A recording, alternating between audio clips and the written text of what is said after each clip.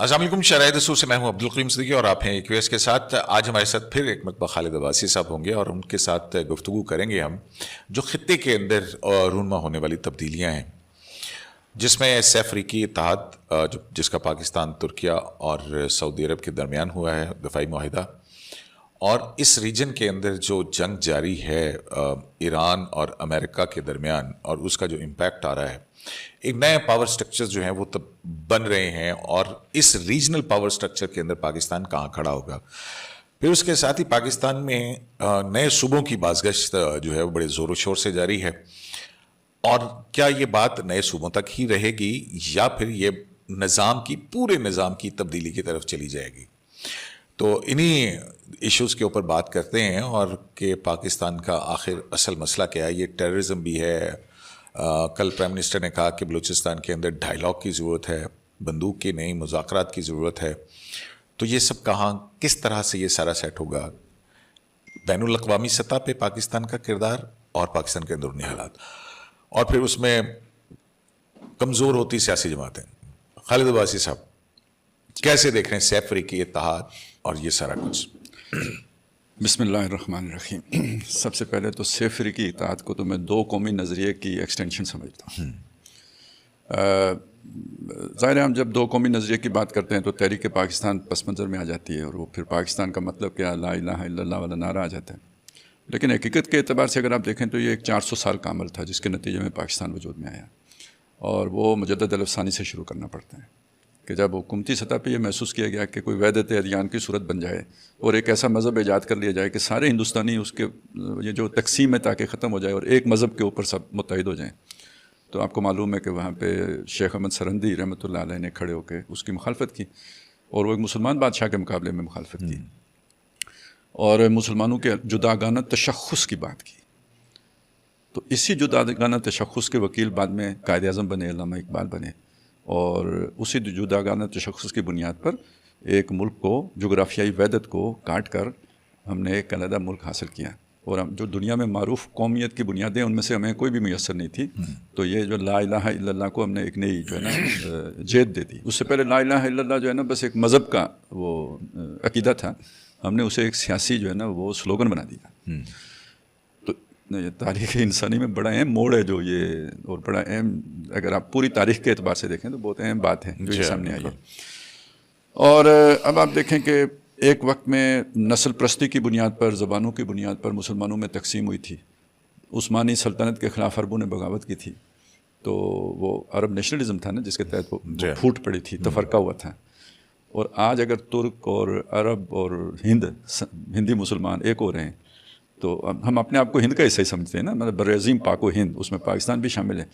तो ये जब एक हो रहे हैं तो वो जोड़ने वाली जो शय है ना, वो अल्फ़ी कौन सी है जिसने इनको जोड़ा है? ला इलाहा इल्लल्लाह।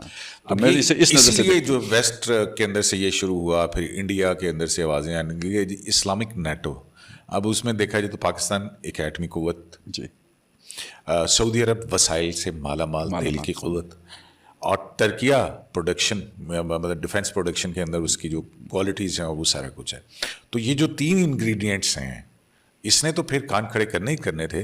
अब वो जो इंडियन डिफेंस जो एनालिस्ट हैं वो ये कहते हैं कि ये इत्तेहाद किसी और के नहीं लेकिन इसराइल के ख़िलाफ़ है। अच्छा, वैसे देखें हमारी बात, हमें इतना वो नहीं होता है जितना कोई अल्लाह ताला हमारे लिए काम आसान कर देता है कि ये जो है ना इसराइल ने खुद और अमेरिका ने और वेस्ट ने ये प्रोपेगेंडा किया कि ये शिया सुन्नी डिवाइड है, ठीक है। वो इसे ये रुख देने की या ये वाला जो है ना एंगल देने की कोशिश कर रहे हैं, और इसने कैमोफ्लाज कर दिया उस असल बात को जो इस इत्तेहाद के पीछे छुपी हुई है। वो असल बात ये है जो आपने बयान की है कि देखें, इससे पाकिस्तान को इंडिया से लड़ने के लिए इनमें से किसी की कोई इतनी खास ज़रूरत नहीं है। इंडिया को तो हम संभाल लेंगे वैसे भी वो ठीक है ना, पहले भी हमने संभाल लिया था, आइंदा भी संभाल लेते। और जब हमारे टैंकों में डीजल ना रहा तो हमारे पास कुछ और है जो हम काम तमाम अपना भी तो अब तो साइबर स्पेस के ऊपर बहुत कुछ है वो देखें आप। तो असल में तो ये इत्तेहाद ज़रूरत जो है ना हमारे दूसरे दो पार्टनर्स की है। और अब आप देखें ना, वो ऑनस्लॉट आ रहा है तुर्की के ऊपर, काम तकरीबन शाम के अंदर वो डेवलपमेंट शुरू हो गई हैं जिसके नतीजे में तुर्की और वो क्लैश पैदा होने वाला है। और इसमें अगर आप एक और उससे देखें ना कि ना ये जो भी सारा यानी تھوڑا سا ہمارے اندر ایک وہ بھی ریئیکشن بھی ہے کہ جب ہماری انڈیا کے ساتھ جنگ تھی تو اسرائیل کے بعض لوگ آ کے دہلی میں بیٹھے تھے، بلکہ کشمیر میں بھی آ کے مقبوضہ کشمیر میں بھی آ کے بیٹھے تھے، پلوامہ کے پیچھے سے نکلے تھے. اب وہ تو کوئی کمشنر کے ساتھ سارے برابر بھی ہو گئے تھے نا. تو کہنے کا مقصد یہ ہے کہ یہ جو فوجیوں کا ہوتا ہے نا، یہ ان کا اپنا بھی کہ بھائی جب کسی نے چھیڑا ہے تو اس کا جواب دینا ہے. تو اب اس کا جواب تو یہی ہے نا، وہ آ کے دہلی بیٹھے ہیں تو ہم جا کے تبوک بیٹھ گئے. تو ایک یہ بھی جو ہے نا وہ موٹیویشن بنی ہے اس کے پیچھے.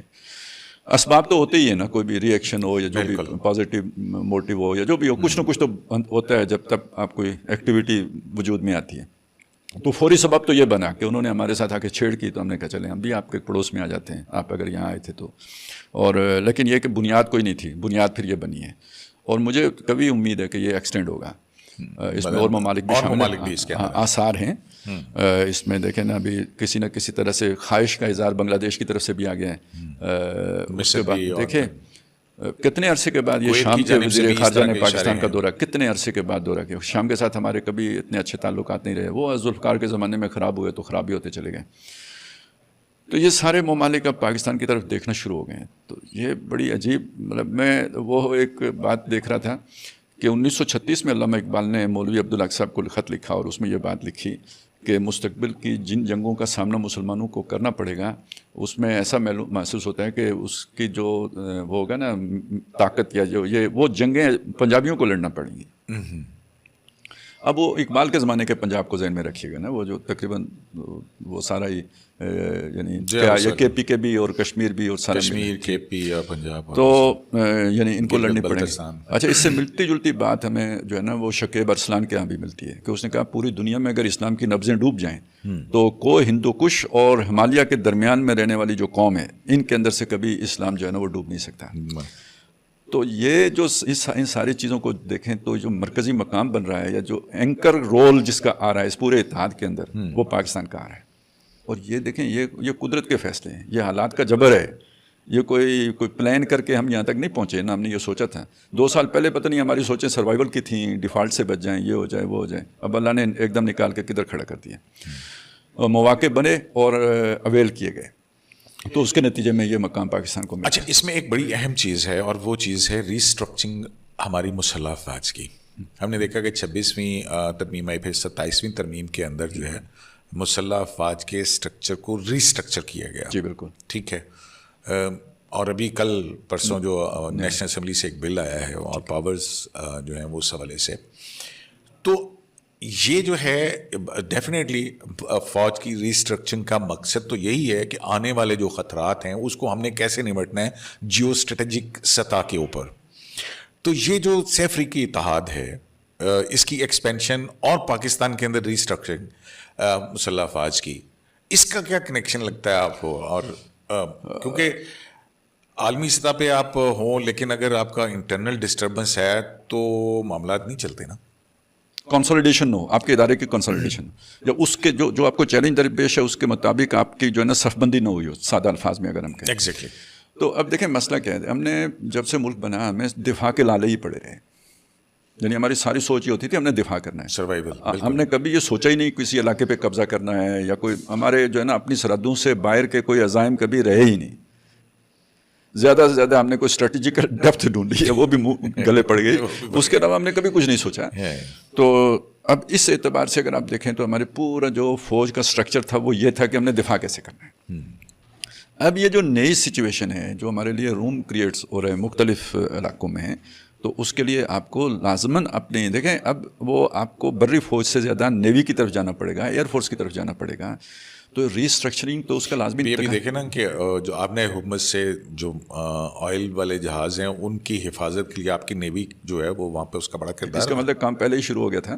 یہ کیونکہ ایک دم آگ جب لگ جائے تو کنویں تو نہیں کھودے جاتے نا اس وقت کہ بھائی اب پانی لا کے تو آگ بجھائیں گے. تو یہ کام گویا بہت عرصے سے چل رہا تھا کہ یہ چیزیں، یہ اپرچونیٹیز شاید نظر آ رہی تھی کہ مستقبل اس طرف جائے گا. تو نیوی کو بھی بہتر کیا. ایئر فورس تو الحمدللہ ہمیشہ میں دفاع کے حوالے سے تو بہت ہی اچھا رہا.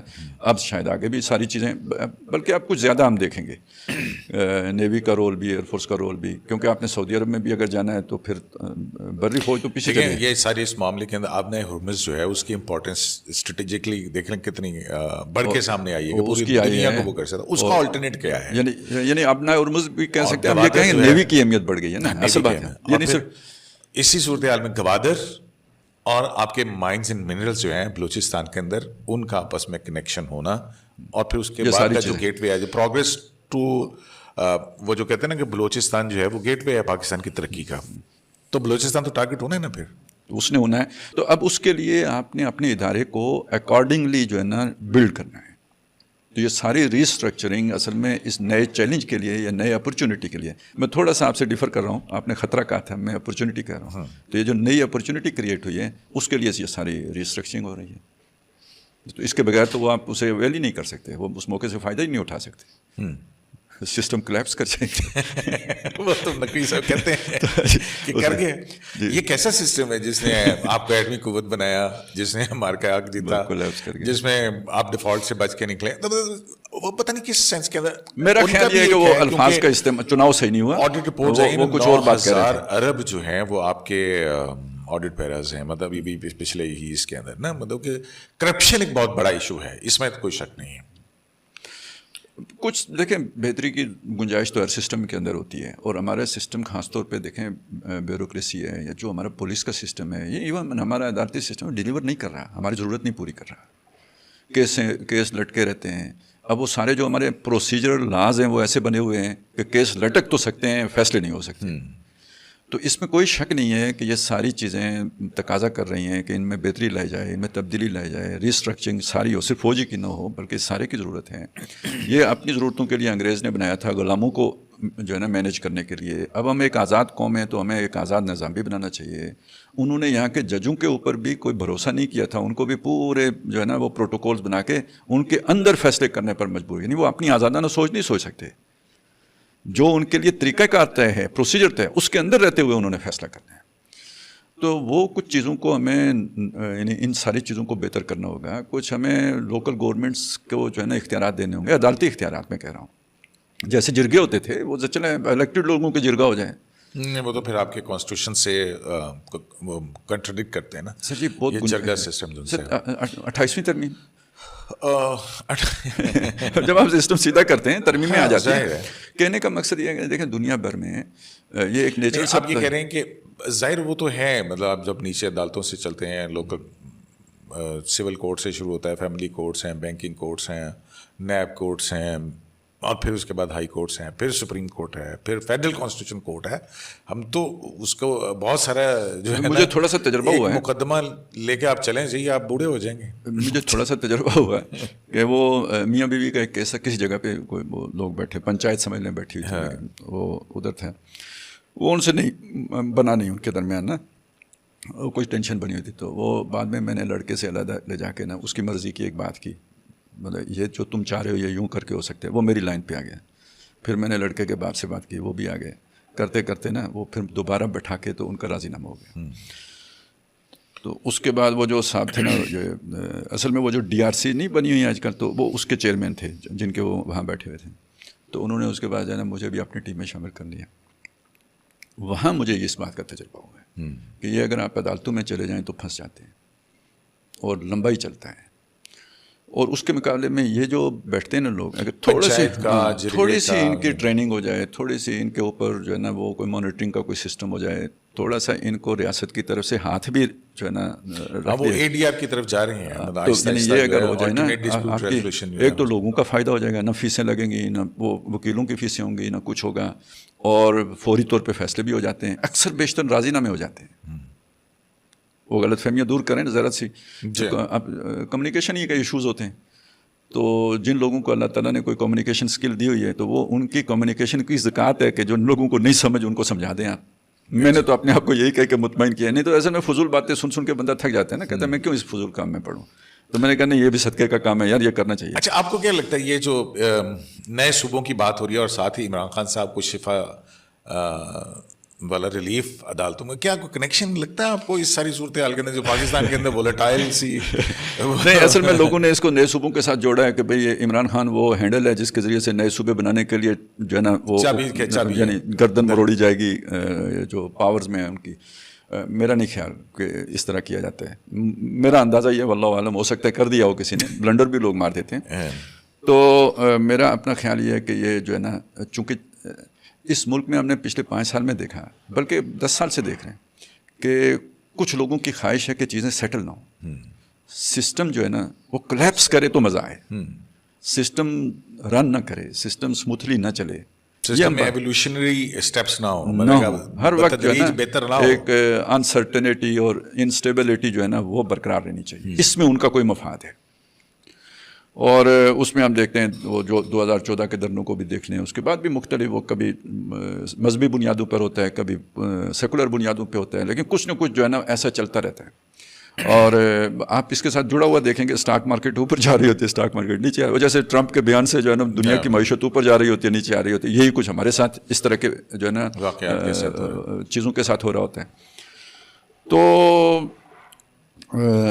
یہاں پہ خاص طور پہ 4 سالوں میں آپ دیکھیں گے کہ مسلسل اس طرح کے فیصلے بھی آئے ہیں، عدالتوں سے بھی آئے ہیں، اور ایسی ایکٹیویٹیز اور سیاسی سرگرمیاں بھی ہوئی ہیں کہ گویا تاثر انسرٹنیٹی کا جاتا رہے کہ یہ اسٹیبل نہیں ہے سسٹم، اور بس گرا کے گرا، مطلب وہ یہ والا ایک تاثر جو ہے نا وہ کوئی لوگ ہیں جو پیدا کرنا چاہتے ہیں، کوئی لابی ہے یا کسی کا ایجنڈا ہے یہ، تو مجھے یہ اس کا ایک اور کوشش، ناکام کوشش، ایک بار پھر وہ جو ہے نا تو وہ ایک دفعہ پھر بہت دفعہ کیا، اس دفعہ پھر نہیں، مطلب جو ہمارے یوٹیوبر دوست ہیں انصاف کی تحریک چلانے والے، وہ انہوں نے تو کہا تھا کہ ساڈی گل ہو گئی ہے، اصل میں وہ تو تاثر یہی دے رہے تھے کہ یہ جو آیا یہاں سے بنی گالا سے، یہ ساڈی گل جڑی ہے نا یہ بہت خطرناک بات ہے، یہ میں آپ کو یہ ہر ایک کو سمجھ لینا چاہیے۔ یہ لال مسجد کا اتنا بڑا انسیڈنٹ ہوا تھا نا، تو ہم گئے تھے، جب ابھی واقعہ نہیں ہوا تھا اس سے پہلے مولانا عبدالعزیز صاحب سے ملاقات بھی ہوئی، وہ ڈاکٹر صاحب کے کچھ کے کہنے پر گئے تھے، اور ان کی وہ کتاب وغیرہ بھی ان کو جا کے دی، پھر بعد میں گفتگو بھی ہوئی ان کے ساتھ، تو انہوں نے کہا جی ہمیں مبشرات ہیں، یعنی یہ جو آپ کہتے ہیں سڑی گل ہو گئی ہے، تو اس کا ذرا تھوڑا جو ہے نا اپنے دینی مذہبی اگر اصطلاح استعمال کریں تو مبشرات ہیں، ٹھیک ہے، نہیں خوشخبریاں ہمیں ملی ہوئی ہیں، تو وہ اب یہ ایک مبہم جملہ ہے، ایک اس نے ذہن رکھنے والا آدمی یہ سمجھے گا کہ انہوں نے خواب میں دیکھا ہے کہ اللہ تعالیٰ نے انہیں گائیڈ کیا ہے کہ یہ کام آپ کرو، یہ مبشرات، اور یہ کہ آپ کو کامیابی ملے گی، یعنی یہ گائیڈنس ملے گی، ایسا ہوتا تو نہیں، لیکن یہ کہ مبشرات ہے، تو لیکن یہ کہ اس کا دوسرا مطلب بھی ہو سکتا ہے، میں آپ کو خوشخبری دوں تو آپ کے لیے مبشرات میں سے وہ ہو جائے گی، تو وہ انہوں نے اس طرح کی بات کی تھی، تو بعد میں پتہ چلا کوئی بریگیڈیئر صاحب تھے جنہوں نے ان کو یہ خوشخبریاں دی تھیں کہ بھئی ہم آپ کے ساتھ ہیں، چلے گا، سب ٹھیک ہو جائے گا، لیکن ہوا کیا وہ آپ کے سامنے ہے۔ وہ جیسے کہانیاں آئی تھی کہ بشرا بی بی کو کے موکل جو ہیں وہ جنرل فیض حمید تھے، ہاں ان کے وہ تھے۔ اسی طرح آپ دیکھیں کہ جو یہ اس الیکشن میں نون لیگ کے ساتھ کیا ہو گیا تھا، ان کو بھی مبشرات تھیں، سٹی گل ہو گئی ہے، تو اب ان کی گل مطلب بات ہے، یہ مطلب اس دھوکے میں نہیں آنا چاہیے کہ کیا مسئلہ ہے، لیکن سیاستدان لالچی، مطلب ہر لالچی آ جاتا ہے ہمیشہ، بالکل کسی نہ کسی، وہ جو ہے نا یہ پلاٹ بہت سستا ہے، جب تک لالچی زندہ ہے تب تک ٹھگوں کا کام چلتا ہے، سیاسی ٹھگ بھی ہوتے ہیں نا، بنارسی ٹھگ ہوتے ہیں تو سیاسی ٹھگ بھی، بالکل صحیح بات۔ تو نئے صوبے جو ہیں وہ آپ سمجھتے ہیں کہ اس وقت اس کی ضرورت ہے، یا ان حالات کے اندر نئے صوبوں کے حوالے سے کیا ہونا چاہیے، مطلب رجی جیسے میں نے شروع میں آپ سے عرض کیا نا کہ میں یہ سمجھتا ہوں کہ نیچے اختیارات منتقل ہونے چاہیے، اس سے میچورٹی آئے گی، اس سے ریاست کے اوپر سے یا عدالتوں کے اوپر سے بہت سارا برڈن کم ہوگا، لوگوں کے اندر شعور پیدا ہوگا، یار یہ لوگوں کو ساتھ لے کے چلتے ہیں، ایک معاشرے کی نئی تنظیم سازی ہوگی، اور یہ جو ہمارے یہاں افراتفری ہے، ایک طرح کی جو ہے نا وہ انارکی ہے، تو یہ کنٹرول ہوگی جب آپ یہ اختیارات کو نیچے منتقل کریں گے، تو ظاہر اختیارات نیچے منتقل کرنے کے لیے نیچے یونٹ بھی بنانے پڑیں، انتظامی یونٹ بھی بنانے پڑیں گے، تو میں تو اس سے نیچے، میرا تو دل یہ کرتا ہے یار تھانے دار بھی الیکٹڈ ہونا چاہیے، ٹھیک ہے، ٹریننگ دیں، آپ الیکشن سے پہلے کہیں بھائی یہ 6 مہینے کا کورس ہے، جو کرے گا وہ جو ہے نا الیکشن میں حصہ لے گا، ہو سکتا ہے یہ بات، میں یہ دل سے چاہتا ہوں، اس طرف کوئی پیش قدمی کرے مجھے بہت خوشی ہوگی، لیکن وقت کے انتخاب کی بڑی اہمیت ہوتی ہے، ایک صحیح فیصلہ غلط وقت پر غلط نتائج پر منتج ہوتا ہے، اس میں کوئی شک نہیں ہے، مجھے یہ لگتا ہے کہ یہ شاید مناسب وقت نہیں ہے، میں اپنی محدود معلومات، سمجھ، فہم جو میرا ہے اس کی بنیاد پہ میں سمجھتا ہوں کہ یہ مناسب وقت نہیں ہے سارے کٹے کھولنے کا، کیونکہ ہمارے ہاں ہم نے صوبوں کو بھی ایک کوئی تقدس ایسا عطا کر دیا ہے جیسے یہ آسمان سے نازل ہوئے ہیں، انگریز نے نہیں بنائے، اب عجیب چیزیں ہیں بھئی، یہ شمال مغربی سرحدی صوبہ انگریز نے اس کا کوئی نام بھی سیدھا نہیں رکھا تھا، شمال مغربی سرحدی صوبہ، اب وہ جا کے ہم نے اس کے ساتھ ایک اور تعصب کو جوڑ لیے، اگر یہ پنجاب ایسا ہی تقدس رکھتا انگریز والا تو یہ آپ نے پاکستان بنا کے بیچ میں یہ لکیر کیسے کھینچ لی ہے واگا کے اس پر، یہ سندھ جو ہے نا جو اب مرسو نندیسو والا ہے، یہ جو ہے نا یہ بمبئی کے ساتھ تھا.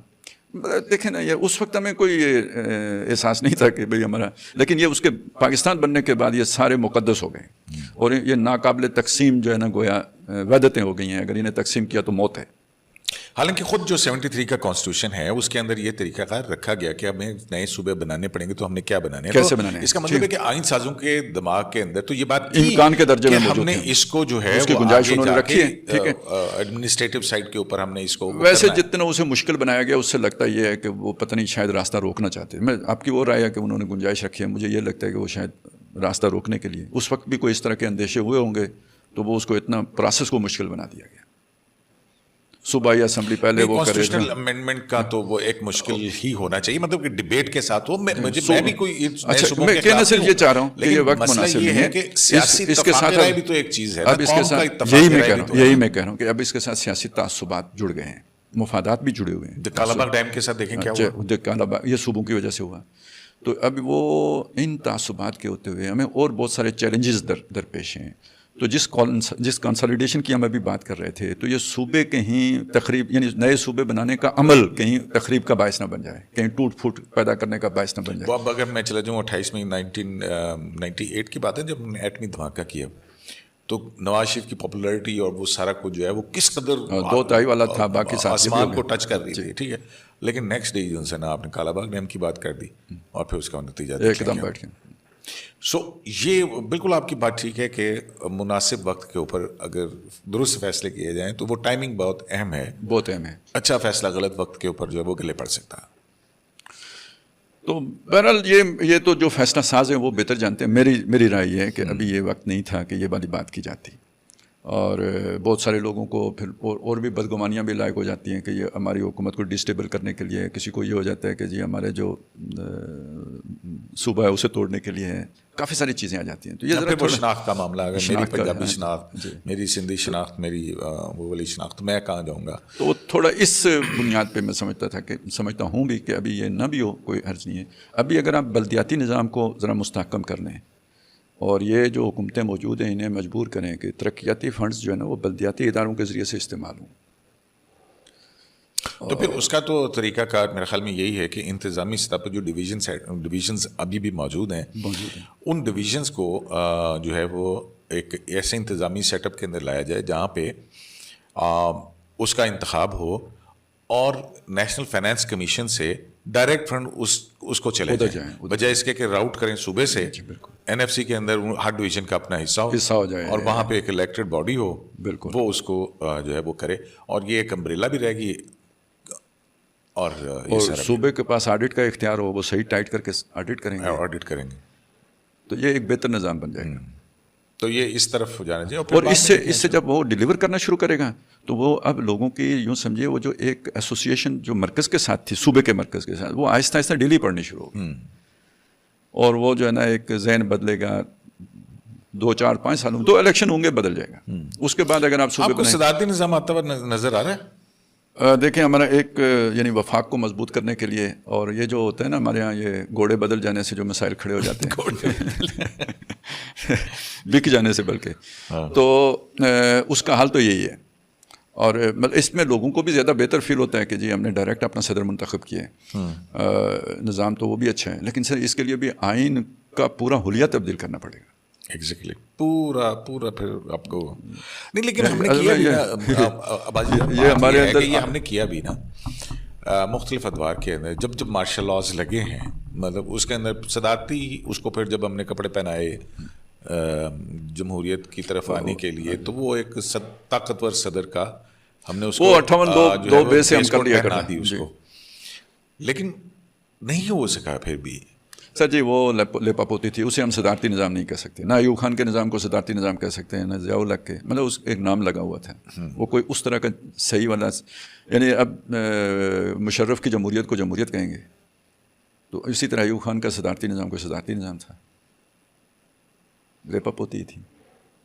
اس پر تو ہم قیاس ہی نہیں کرتے. تو اب ہائیبرڈ بھی دیکھ لیا، صدارتی بھی دیکھ لیا، جی ہائیبرڈ بھی کوئی نہیں. تو اب ہم کیا اصل میں دیکھیں یہ اہم بات ہے کہ یہ جب آپ پارلیمانی نظام اور صدارتی نظام کے درمیان कंपैरिजन करेंगे तो आप लाजमन कहेंगे कि सदारती निज़ाम ज़्यादा बेहतर निज़ाम है, मोस्ट इवॉल्व सिस्टम है, ये आपको मानना पड़ेगा। लेकिन ऐसा नहीं है कि पार्लिमानी निज़ाम कोई बोसीदा और बिल्कुल बेकार निज़ाम है।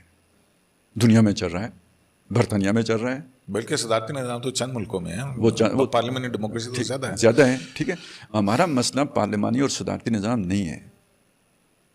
मुतनासिब नुमाइंदगी का कोई वो एक अलग, मैं मुतनासिब नुमाइंदगी के हक में भी नहीं हूँ, मैं आपको बताऊँ। उसमें पार्टी डिक्टेटरशिप कायम हो जाती है।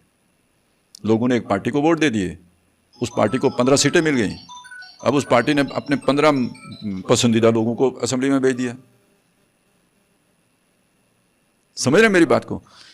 आवाम का तो हाथ कट गए ना एक पार्टी को वोट देने के बाद। तो मैं उसके हक में भी नहीं, उससे मैं इसे बेहतर समझता हूं कि आप अपना नुमाइंदा खुद इलेक्ट कर रहे हैं, बजाय इसके कि आपके ऊपर मुसल्लत हो जाए पार्टी लीडर की तरफ से। मैं तो ये चाहता हूं कि जो आपका पार्टी का कैंडिडेट हो, पार्टी का कैंडिडेट भी उस पार्टी के वर्कर जो है ना इलेक्ट करें, उसके बाद उसे टिकट मिले।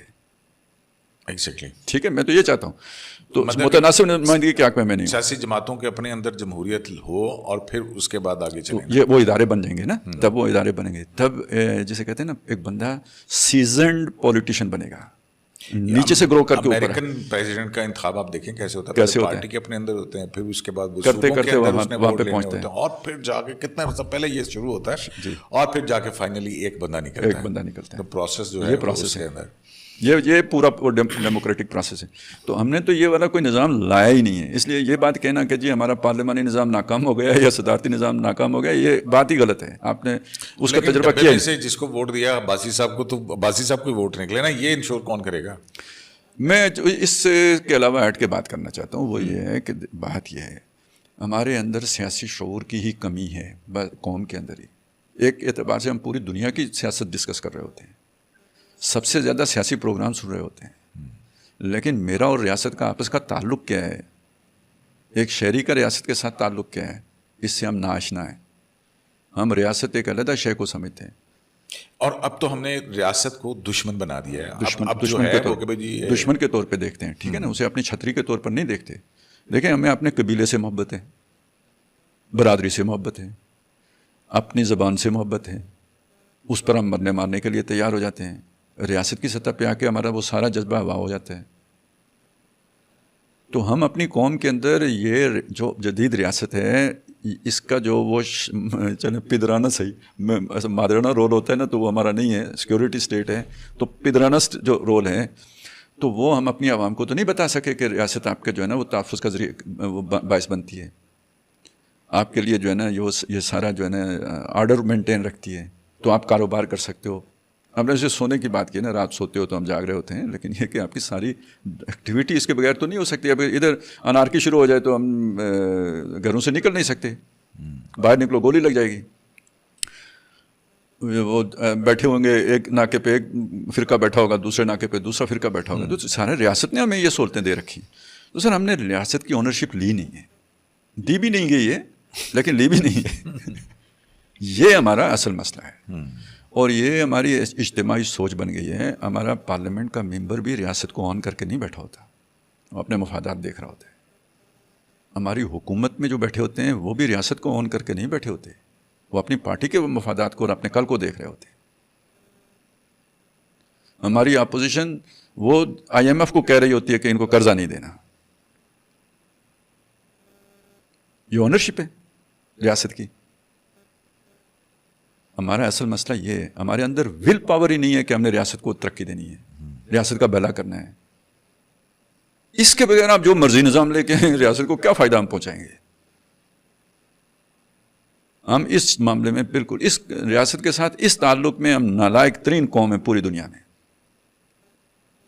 बायसियत कौम बात कर रहा हूँ, इसमें किसी पार्टी की बात नहीं कर रहा, किसी खास तबके की बात नहीं कर रहा, बायसियत मजमूई हमारा ये मामला है। हमने आज़ादी ले ली, लेकिन आज तक हमारे लाशऊर में ये बैठा हुआ है कि रियासत तो अंग्रेज़ की होती है, हम उसमें खामखा हैं। और रियासत जिनके हवाले अंग्रेज़ करके गया, उन्होंने ये हमें बाबर कराने में भी पूरा पूरा रोल अदा किया है कि रियासत तो हमारी होती है, ये उसका पाकिस्तान है जो सदर पाकिस्तान है। ये है असल मसला, जो हमें इस पे काम करने की ज़रूरत है, इस पे राय बना, मतलब राय क्या, एजुकेट करने की ज़रूरत है। کہ یہ ہماری ریاست ہے. تو اس کے بعد آپ پھر دیکھیں گے جو سسٹم چلائیں گے یار, کیونکہ اب چلانے والے ہاتھ اس کے ساتھ کمیٹڈ ہیں, وہ چاہتے ہیں کہ ہم چلائیں. تو جب وہ چاہیں گے کہ ہم چلائیں تو پھر پتہ چلے گا یہ سسٹم چل سکتا ہے یا یہ سسٹم چل سکتا ہے. چلانے والے چلانا چاہتے ہی نہیں, وہ اپنے مفادات دیکھ رہے ہیں. تو جو بہترین سے بہترین سسٹم لے کے آ جائیں, کیسے چلے گا؟ بالکل صحیح بات. اگر وہاں پہ مطلب میں اگر آپریشن تھیٹر میں آپریشن کروں گا تو اس آپریشن کا کیا حل کروں گا؟ تشخیص ٹھیک ہے, سارے بات ٹھیک ہے, آپ نے میرا پتا نکالنا ہے, لیکن آپ کو یہی نہیں پتا پتا ہوتا کہاں ہے. یہ بلکہ آپ کا دل ہی نہیں کرتا, آپ تو کہتے ہیں بیٹھے رہیں یوں ہی تصور. ٹھیک ہے. اچھا, کشمیر کے حالات سیٹل ہو جائیں گے اب تو وہ رابلہ کوٹ اور یہ جو ساری صورتحال ہے, الیکشن ہو گیا, اس الیکشن نے ایک نیا پھڈا ڈال دیا. ادھر اتحادی جماعتوں کے اندر شکوے شکایت ہوئی ہے, لیکن اب بہرحال معاملات کسی اور طرف جاتے ہیں, کیا ہوتا ہے. تو یہ کشمیر کا معاملہ جو ہے یہ کہاں تک جا رہا ہے اور اس میں اب کیا ہونے جا رہا ہے؟ سر یہ تو لگتا تو یہ ہے کہ اب سیٹل ہو جائے گا, لیکن یہ کہ میں آپ کو سچی بات بتاؤں کہ ہاتھ کون تھے, تھا کون وغیرہ والی جو باتیں نا, کچھ باتیں تو ہم نے پچھلی دفعہ کی تھیں اور وہ ان میں سے کوئی بات غلط نہیں تھی, ثبوت کے ساتھ ہیں وہ ساری باتیں. ٹھیک ہے. سیاستدان بھی تھے, آپ کو نظر آ گیا, انہوں نے اپنا لچ فرائی کرنا تھا, اور بین الاقوامی طاقتیں بھی تھیں. آپ اتنا اہم رول لے رہے ہیں اور جا کے آپ اسرائیل کو جناب آنکھیں دکھا رہے ہیں, تو انہیں موقع ملے گا تو وہ کیا یہ سب کچھ نہیں کریں گے؟ یعنی ہمارے ایک کشمیر کے کوئی بزرگ ہیں, ادھر رہتے ہیں دنجن میں, ان کے پاس سفارتکار آئے ہیں اور سفارت خانے کی گاڑی پہ آئے ہیں. یہ کسی زمانے میں ذوالفقار میں بھی رہے ہیں یہ ساتھ, تو وہ اس ناطے سے آئے ہیں اور انہیں ریکویسٹ کی ہے کہ جناب آپ ہمارے ساتھ تعاون کریں, ہم نے کافی ورک کر لیا ہے, تو اب بس آپ ہمیں بتائیں یہ کام کریں کیسے. بھائی صاحب بہت بڑی خبر دے رہے ہیں آپ کہ وہاں کے جو ہیں ان کو سفارتکار ان کے گھر آئے ہیں, 3 بندے آ کے ملے ہوئے ہیں, ایک ڈرائیور تھا, 2 سفارتکار تھے. وہ اسی ملک کے تھے یا کسی اور ملک کے سفارتکار کسی اور ملک کی گاڑی میں؟ اس بندے کو لا کے انہوں نے پہلے اس کی تصویر دی ہے جو دمشق ایئرپورٹ کی ہے کہ ہم آپ کے لیے تحفہ لے کے آئے ہیں, آپ کی یادگار تصویر ہے, یہ لیں. وہ جن سے ملاقات ہوئی. اور پھر ان کا ڈیمانڈ کیا تھی؟ انہوں نے بتایا کہ جی یہ ہم یہاں پہ یہ کر رہے ہیں, اور اس میں لاجسٹک جو ہوگی وہ انڈیا سے ہوگی, سپلائی جو ہوگی وہ افغانستان سے ہوگی, فنڈز ہم دیں گے, آپ نے ہمیں بتانا ہے کہ یہ سارا کام ہم نے آگے, یہ آپریشن آگے چلانا کیسے. انوالو کر رہے تھے نا, یہ پہلی بات تھی. وہ یہ کوئی میری خبر نہیں ہے, یہ انہوں نے, وہ جنہوں نے ہم تک پہنچائی ہے انہوں نے سب تک پہنچائی ہے, جہاں متعلقہ جو اتنے بھی لوگ تھے پہنچا دیے. وہ بندے کی اللہ تعالیٰ نے قلب مائیت کر دی تھی, وہ بدل چکا تھا, وہ نہیں ہے. تو وہ پرانے تعلق کی بنیاد پر انہوں نے آ کے ساری بات رکھی ہے, انہوں نے سب وہ آگے خبریں پہنچا دی. تو اس دن یہ ہمارے پاس خبر نہیں تھی, اس دن ہم نے یہ تجزیاتی بنیاد پہ بات کی. بالکل, اس دن تو کہ بھئی کہاں سے کنیکشن کدھر سے ہے, وہ تو آپ نے اپنے دشمن کو دیکھنا ہوگا کہاں سے ہو رہی ہے. وہ تان باجی راگ پایا, وہ ہوتے نا, تو یہ تان ادھر جو ہے نا باجی ہے, تو اس کا راگ کہاں سے ہلا ہوگا, تو وہ آدمی دیکھ سکتا ہے نا کنیکشن کدھر ہوگا. تو وہ یہ چیزیں تھیں, اور یہ نہیں پتہ ہوتا آگے جو لگے ہوئے ہوتے ہیں, ان کو تو اپنے مشن کے لیے لگے ہوتے ہیں, وہ ہو سکتا ہے مخلص ہوں, بالکل ساری بات کا نہیں پتہ ہوتا, لیکن جو آپ کا دشمن ہے اس صورتحال کو ایکسپیکٹ کر رہا ہے. یہ جوائنٹ ایکشن کمیٹی, کالعدم جوائنٹ ایکشن کمیٹی, میرا نہیں خیال اس سے بھی کوئی ان کا تعلق تھا جن کے پاس گئے؟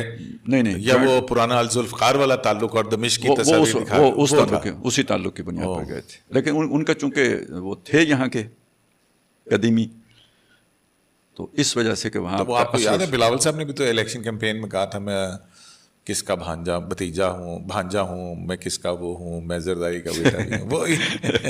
وہ بلاول صاحب کی بات کو سیریس نہیں, انہوں نے ڈائلاگ ماننا ہوتا ہے ذرا تھوڑا, ابھی نئے وہ آئے نا سر, ان کو اس کی اسپیس دیں, اس کی رعایت برتیں ان کے ساتھ, کہ انہوں نے اپنا وہ دکھانا ہوتا ہے.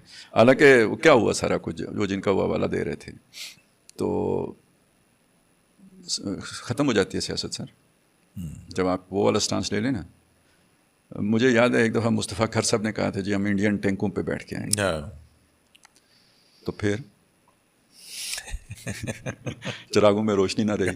ٹھیک ہے, زرداری صاحب نے کہا تھا جی ہم اینٹ سے اینٹ بجا دیں گے, اور وہ اینٹیں ڈھونڈنے پھر دبئی چلے گئے تھے. اب تو دبئی کے حالات بھی خراب ہیں, کدھر جائیں گے آپ؟ اتنا آسان نہیں ہے.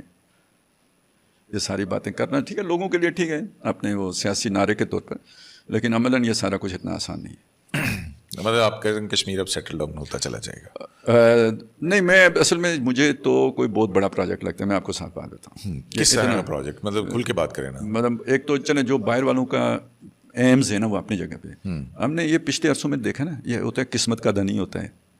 جیسے کرکٹ میں عمران خان قسمت کے دھنی تھے، آپ کو پتہ ہے، تو ادھر سیاست میں یا ہمارے ملک میں قسمت کے دھنی کے طور پر اگر کوئی بندہ آیا ہے نا نواز شریف کے بعد، تو وہ حافظ صاحب ہیں۔ ان کے لیے جو گڑھا کھودا جاتا ہے وہ ان کے لیے پھولوں کی سیج بن جاتی ہے، وہی اپرچونٹی بن جاتی ہے۔ بالکل، اگر انہوں نے 9 مئی سوچا، 9 مئی حافظ صاحب کے لیے جو ہے نا وہ آسمان سے اتری ہوئی جو ہے نا نعمت غیر مترقبہ ثابت ہو گیا، ہوا کہ نہیں ہوا؟ بالکل، کہ کہنا پڑا کہ یہ 9 مئی سوچا ہی حافظ صاحب نے ہے، فالس فلیگ تھا، فالس فلیگ کہہ دیا۔ یہ فائدہ اتنا انہوں نے اٹھایا اس کا۔ مودی نے سوچا، کیا سوچا، اور پھر وہ مودی والی اپرچونٹی کو جو حافظ صاحب نے پکڑا نا تو ڈنکا بجا دیا، ساری دنیا میں ڈنکا بجا دیا۔ تو مودی کو کہنا پڑا اس نے ہم کو ہی مارنا شروع کر دیا، ہم پہ ہی حملہ کر دیا، ہم پر ہی حملہ کر دیا، بھارت پر حملہ کرنا شروع کر دیا۔ تو یہ دیکھیں، تو یہ میرا خیال ہے حافظ صاحب کرنے دیتے ہیں اور پھونک خود مار دیتے ہیں۔ یہ پھونک مارنے والا بھی پتہ ہوگا نا؟ نہیں وہ شف نہیں، یہ کوئی وہ تھا نا بندہ، اس کا گھوڑا بیمار ہو گیا، وہ کسی حکیم کے پاس گیا، حکیم نے کوئی کافی بڑا سارا نسخہ اسے لکھ کے دے دیا کہ یہ اپنے گھوڑے کو کھلاؤ، گھوڑے نے کھایا نہیں، وہ بندہ واپس آ گیا، انہوں نے کہا جی گھوڑا نہیں کھاتا، انہوں نے کہا گھوڑا ایسے نہیں کھاتا، یہ ایک پائپ ہوتا ہے اس کے اندر اسے ڈال کے گھوڑے کے منہ میں رکھ کے پھونک مارنی پڑتی ہے۔ تو کوئی آدھے گھنٹے کے بعد وہ بندہ واپس آیا، آنکھیں سرخ، پانی بہ رہا ہے، ناک سب شاید الٹی پلٹی ہوئی ہے۔ تو اس نے کہا کیا ہوا؟ کہتے وہ گھوڑے نے پہلے پھونک مار دی۔ تو یہ حافظ صاحب پھونک بہت صحیح مارتے ہیں، مطلب وہ سارا انتظام کوئی اور کرتا ہے تو پھونک حافظ صاحب ٹائم پہ مار دیتے ہیں، ٹائملی مارتے ہیں۔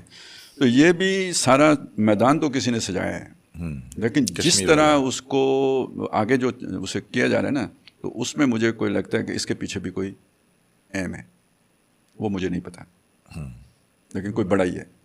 چلے، بہت شکریہ خالد عباسی صاحب، آپ کے ساتھ ہمیشہ گفتگو کر کے بہت مزہ آتا ہے۔ تو آپ کو خالد عباسی صاحب کی باتیں کیسے لگیں؟ اب یہ ایک بڑی اہم بات ہے، وہ بات کہ ایک دشمن ملک کے سفارتکار گئے ہوں گے نا، ظاہر ہے انڈیا کو آپ سمجھ لیں، اور افغانستان، اور جو بھی اس وقت سچویشن ہے، اسرائیل کس کے ساتھ ہے، تو ایک بڑی خبر، اور یہ کچھ ہو رہا ہے آپ کے کشمیر کے ساتھ۔